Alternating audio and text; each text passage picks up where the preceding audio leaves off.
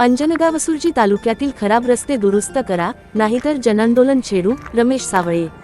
रस्ते दुरुस्ती न झाल्यास तीव्र आंदोलन करण्याचा इशारा. अंजनगाव सुर्जी प्रतिनिधी. तालुक्यातील सातेगाव फाटा ते अडगाव खाडे, भोगरडा, गावंडगाव, हिंगणी, काळगव्हाण, दहिगाव, रेचा, वडाळी, शेलगाव, भंडारज, जवर्डी, धुळकी, धनवाडी तसेच निमखेड बाजार, टाकरखेडा ते कापूसतळणी, कसबे गव्हाण, साखरी, कोकरडा आदी अनेक गावांच्या रस्त्यांची अवस्था अत्यंत खराब झाली आहे.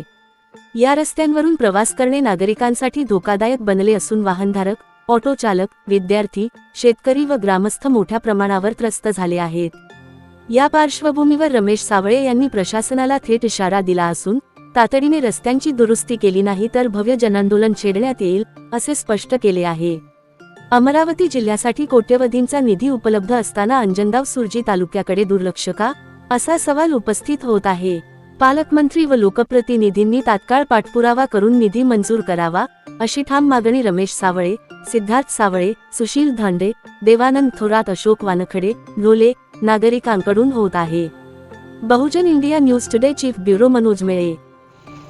आज जे खरोखर इकडल्या परिसरातील जे वातावरण आहे, इथले लोक सर्व आंदोलनाच्या तयारीत आहेत. कारण त्यातले आहेत, कंटाळलेले आहेत, विद्यार्थी कंटाळलेले आहेत, शेतकरी कंटाळले आहेत, शेतमजूर कंटाळले आहेत, वाहनधारक तर हताश झाले.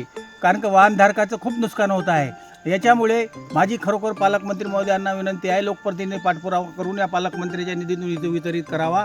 जर या निधी करून या 15 दिवसाच्या 1 महिन्याच्या आत जर हे मंजुरात झाले नाही तर इथली जनता रस्त्यावर उतरल्याशिवाय राहणार नाही. एवढं आमचं जाहीर निवेदन आहे. आंदोलन करू. काय करू? आंदोलन करू.